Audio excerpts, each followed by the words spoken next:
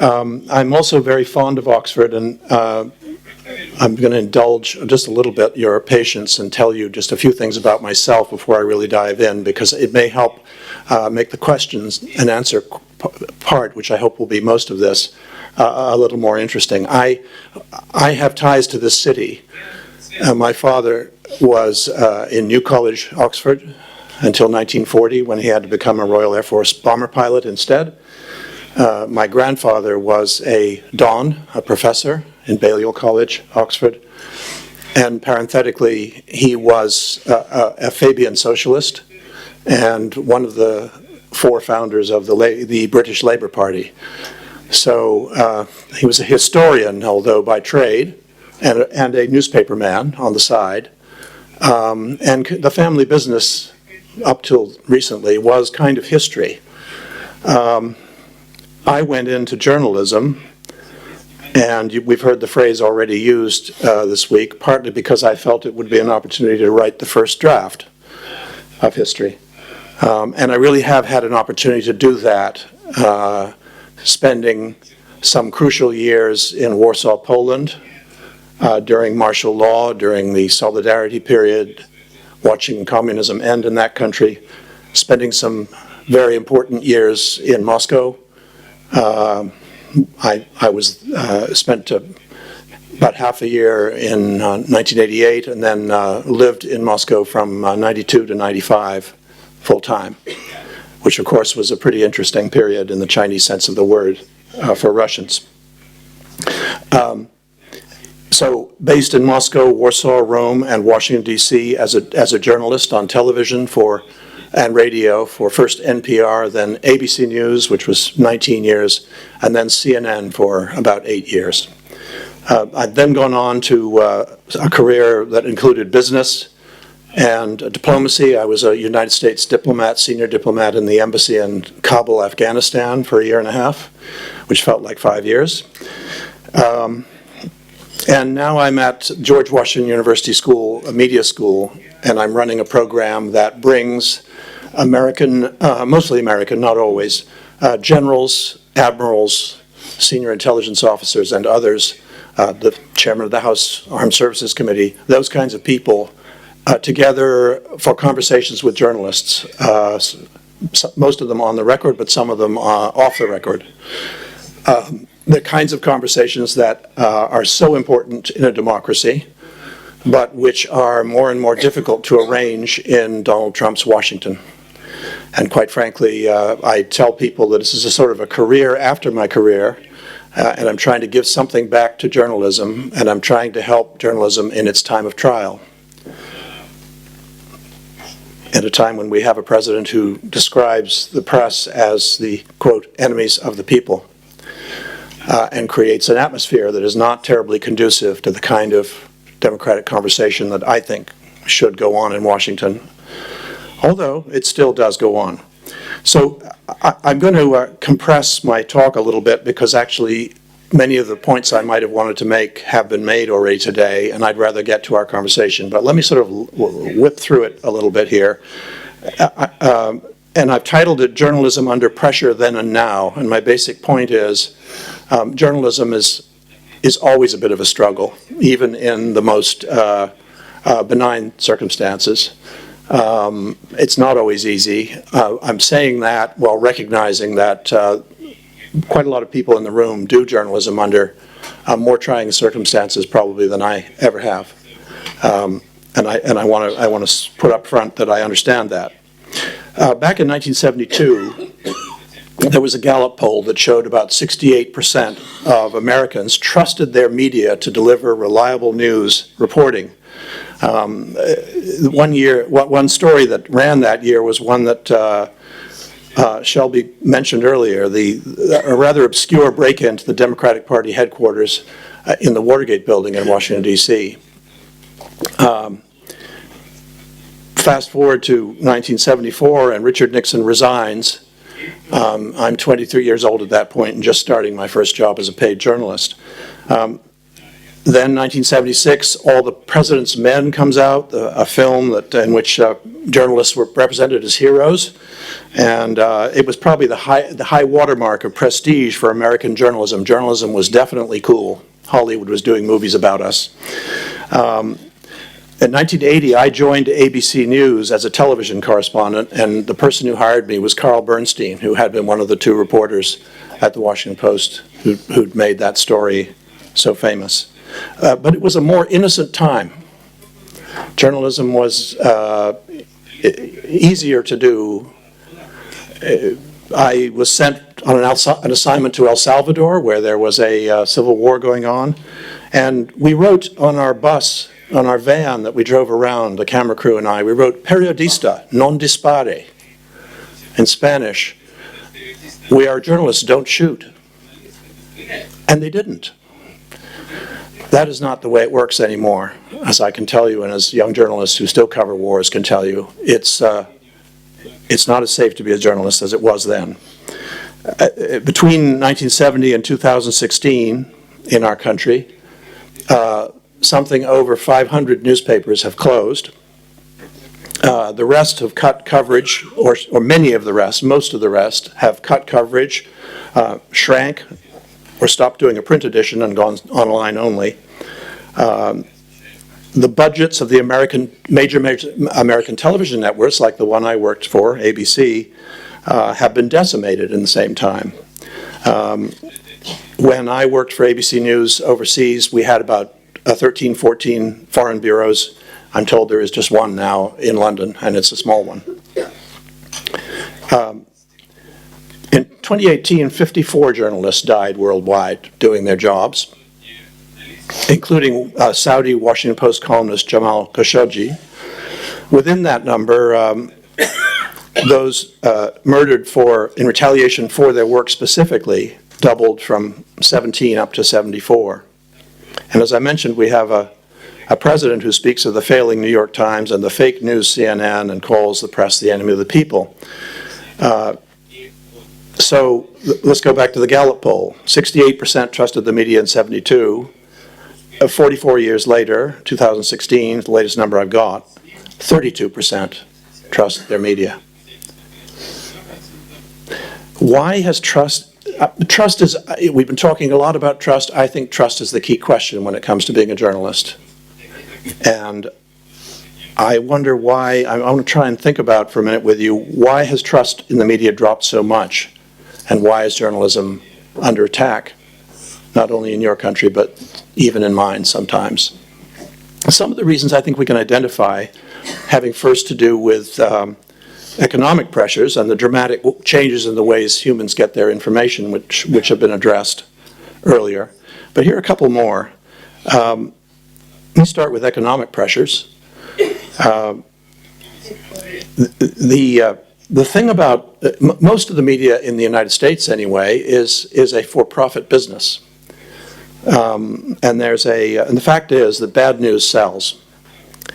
We have an expression in television news, quote, "If it bleeds, it leads," and it's a cynical way to think about it. But the fact is, having been a senior. After being a journalist, I was a senior executive. I ran Voice of America, in fact, for 4 years. But also at ABC and at CNN, I had access to Nielsen ratings, focus groups. I had very detailed knowledge over the years of how audiences react to stories.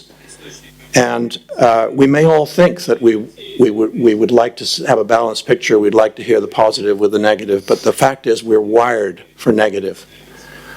People watch newscasts to see what they should be worried about, even if they tell you they don't.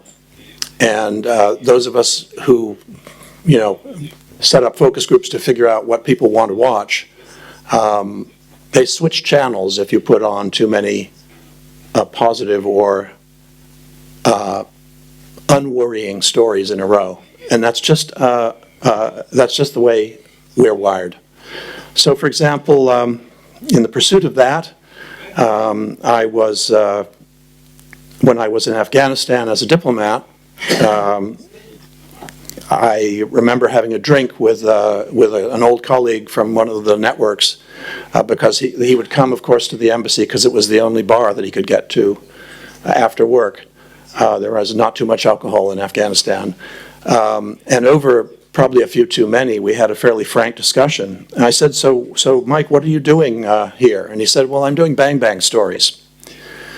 And we both knew what that meant. It basically means a minute 30 to 2 minute story that goes on the evening news where something goes bang in the middle of the story. A bomb goes off, rat-a-tat-tat. It's soldiers and fighting. And so I said to him, well, do you think that your stories are helping people understand what's going to happen here in Afghanistan?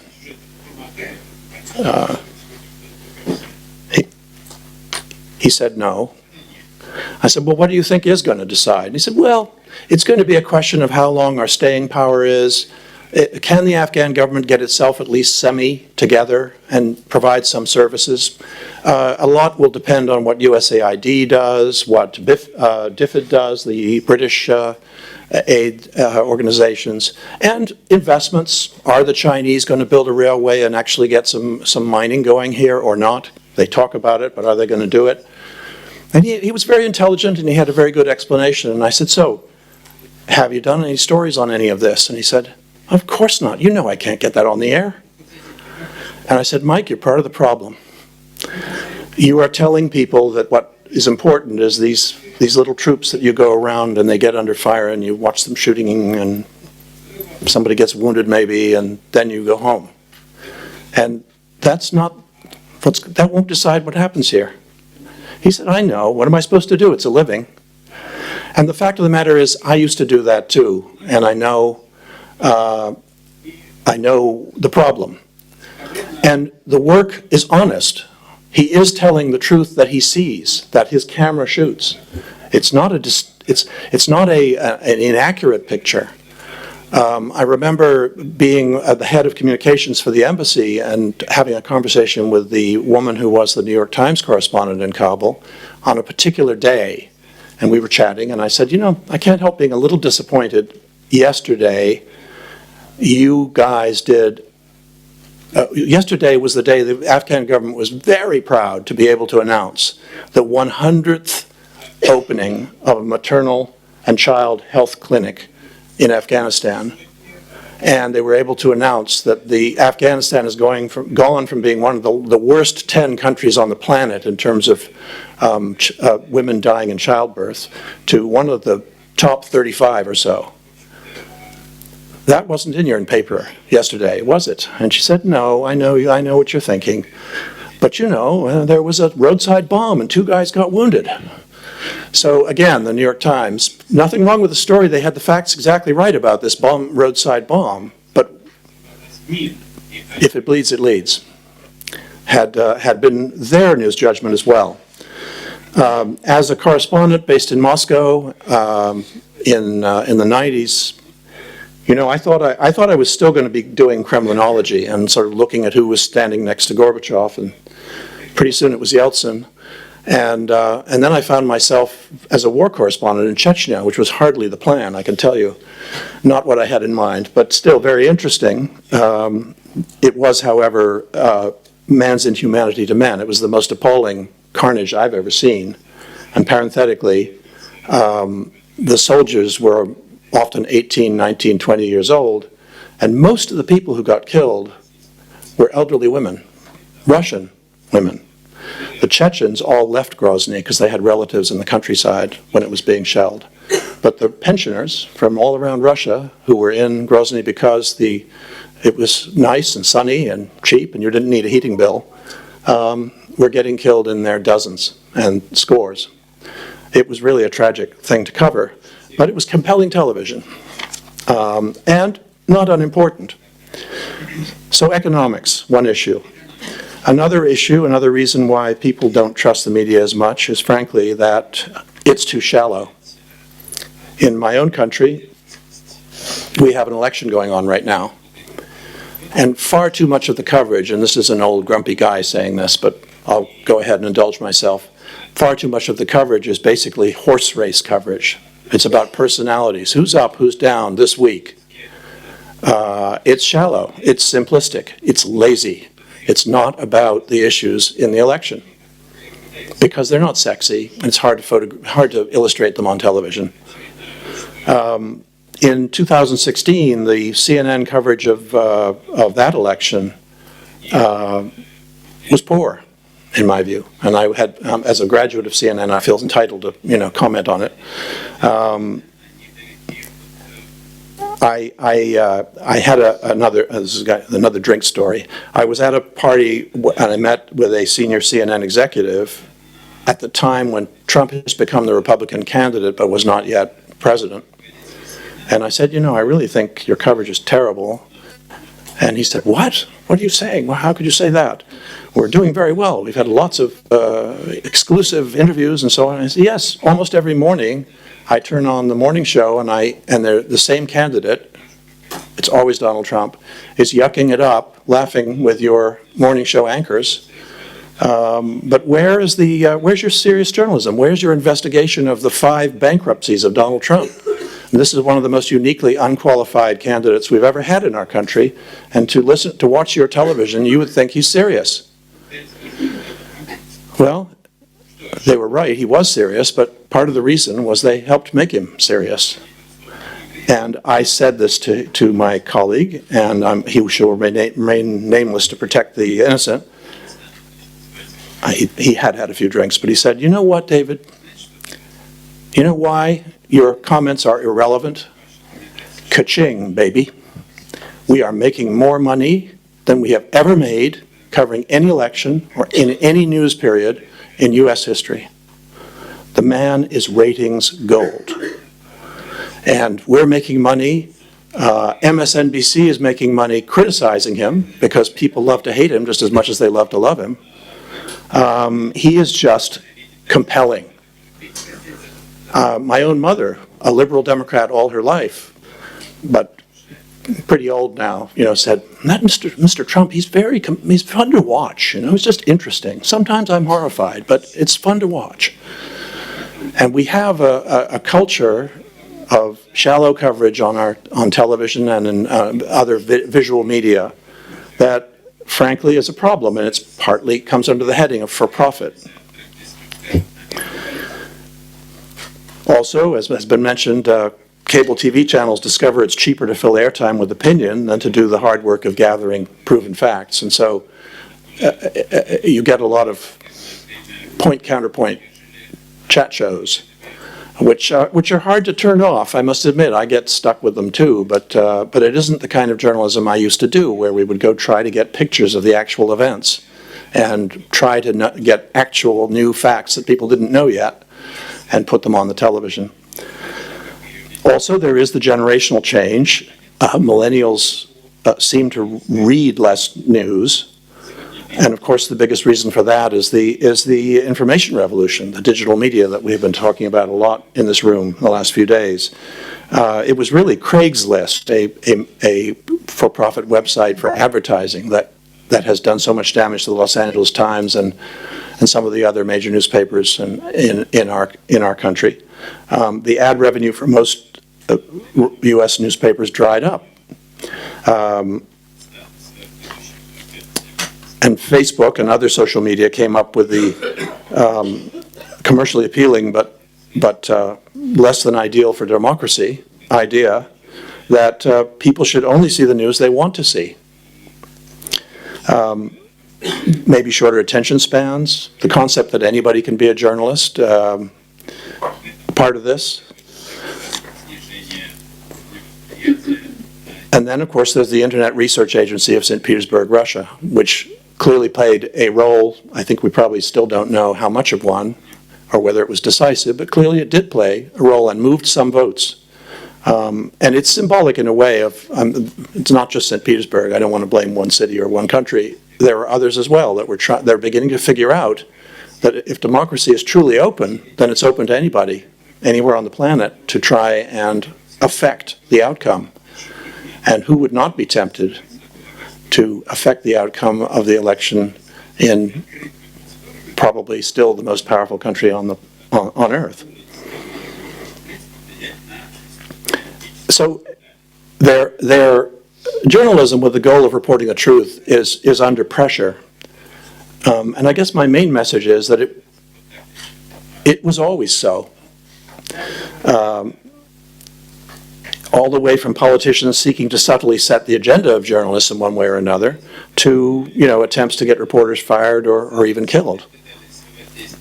I was director of Voice of America from 2011 to 2015, after having been a diplomat in Afghanistan. So a couple of quick stories of pressure in that context. Part of my job was to be pressured. And so, for example, I was called in by a Republican congressman one day, and he said, "David, Voice of America is not beating up on the Ayatollah the way I'd like to see it. You've got to be a lot tougher on that thuggish regime in Tehran." And I said, well, Congressman, there's something called the VOA Charter, which was passed by Congress in the 60s, and it says that our coverage is supposed to be balanced, objective, these are our goals at least, balanced, objective, fair, and so on. The traditional old-fashioned values of journalism. So, sir, if you want me to start beating up on the Ayatollah as a sort of pastime, you're talking about a propaganda channel, and that's fine, but you'll have to change the law. And oh, by the way, I'll be leaving, and you'll get a different kind of people running the Voice of America, because I have found that when Voice of America reports truthfully about America and tells truthfully the story of, for example, excessive police killings of black young men in Ferguson, other stories that show that we understand our country is highly imperfect and has many problems. When we're honest about our own problems, guess what? Our ratings go up all over the world. Foreigners, Congressman, the thing that works best is honest journalism about ourselves, warts and all, good news and bad news. And I think that may be just a theory, because in many countries, either the state-paid media, which is what Voice of America is, let's be honest, it doesn't tell the truth about its own country, or in fact the government represses its own media domestically from telling the truth about the country. So actually, we're doing a service and we're showing how different we are by being honest about our own, admittedly, pretty serious problems in some areas. Another time, an assistant secretary of state called me up and said, "Could you please come and talk to me about country X?" Again, I'm protecting the innocent. Country X. He said, "Country X has been incredibly helpful to us on intelligence matters. It's probably saved American lives. It's been helping us with counterintelligence operations. And they've earned the right to ask me for a favor, and the favor was that I speak to you about the VOA coverage of human rights in their country, which they believe is excessive. You seem to be beating up on this country almost daily on their human rights record," which I admit to you, David, is terrible. "But could you ease up a little bit?" So I said, "Well, Mr. Secretary, did they give you any examples of bad journalism or inaccuracy, human rights reporting about excesses that weren't really there?" "No, they just want a decrease. And it doesn't seem unreasonable." I said, "Well, I have to have data. I need facts. I can't just do that. But if you could ask them for data, maybe we can look. If there are inaccuracies in our coverage, I'm all over that. We will apologize, change it right away." So a few weeks later, it emerged that there weren't any examples, and this country just wanted a favor back. And I said to the secretary, we agreed quite amicably, actually, "You've done your job, sir, which is to try and do as this government asked you to do, and at least talk to me. And now I will do my job and ignore you entirely. Because the U.S. government has to be able to walk and chew gum. We have to be able to work with a country on counterterrorism and at the same time criticize their human rights record." He said, "Fair enough." So we were saved in these contexts by, as particularly in the first example with the congressman, by the rule of law, the fact that we had a charter that required us to attempt to aim at the truth in her broadcasts. By the way, that charter was passed not long after the Watergate scandal, out of fear that another Richard Nixon might come along one day and try to turn VOA into a propaganda outlet for him or her. Some state broadcasters are, of course, far less insulated. I happen to know Poland rather well, having served there, and actually have a Polish wife, and I go there a lot, do some business there. And of course, as soon as the election moved to Law and Justice from the previous party, all the anchor men and women changed, and the leadership of the television and radio stations changed. And this happens also in Italy as standard course, you know. In our own country, we have a private company, Fox, that has positioned itself as the pro-Trump network and provides a daily cheering section for the administration, while much of the rest of the media are often quite critical.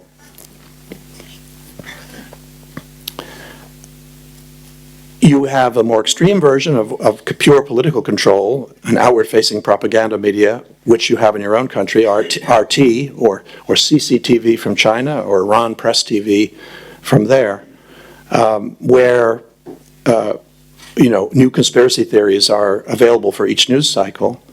I remember the coverage on RT of the Malaysian air shoot-down over Ukraine. There was a new theory every few hours. Was it shot down by the Ukrainian army, or did the CIA try to kill Putin and think that was him? And there was some wonderful new theory to gossip about every few hours. Looking forward, I mean, I have to be honest. Pessimism has to be warranted about the broadcast media that I know and care about.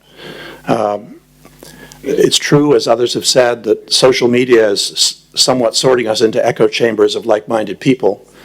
And it's true that I can, since I'm no longer a journalist and can have opinions now for a living, I have them, and I think the leadership of the most powerful countries is very poor right now.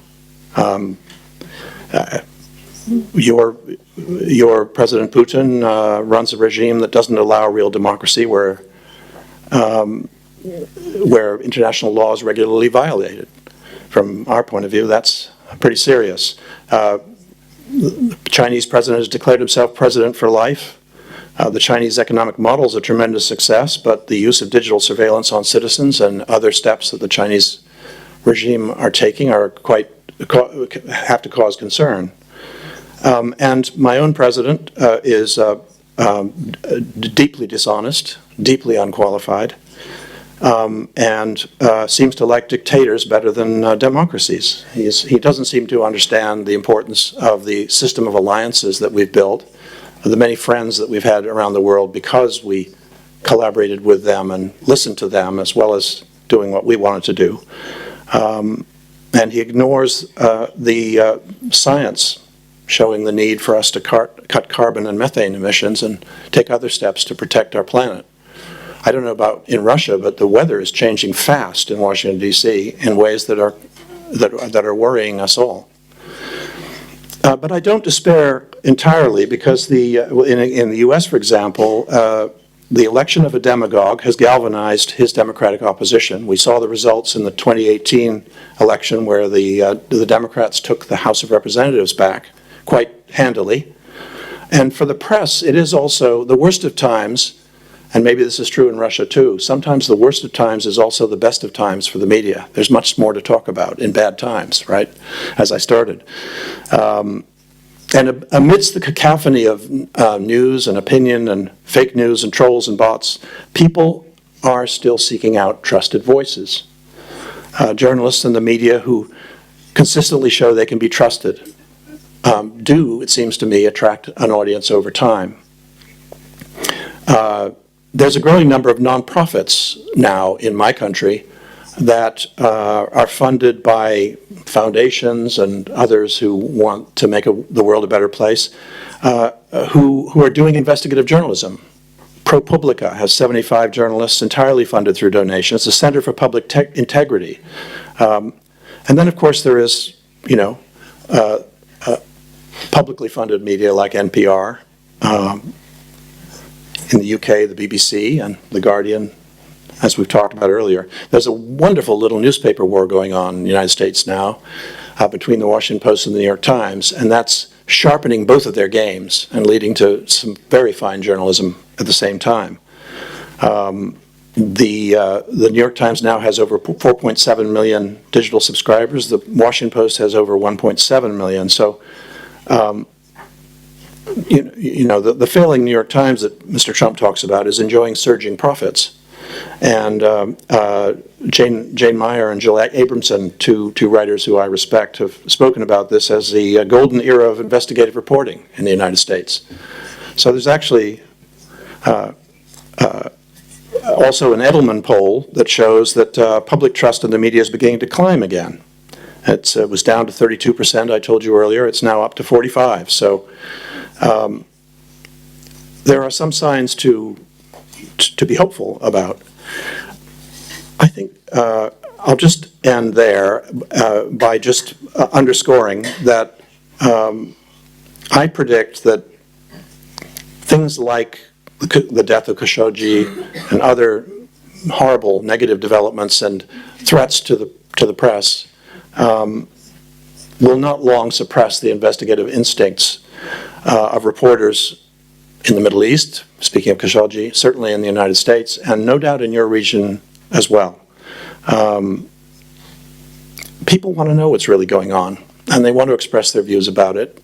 And I believe the truth matters to people. That's human nature, real truth. I also believe there is a real truth. And I think that it's very encouraging to see so many people in this room who, in one way or another, whether it's on social media or in a traditional newspaper or at a local television station, or seem to be as many ways to do it as there are people in the room today, are pursuing this very honorable profession of journalism. Long may it last.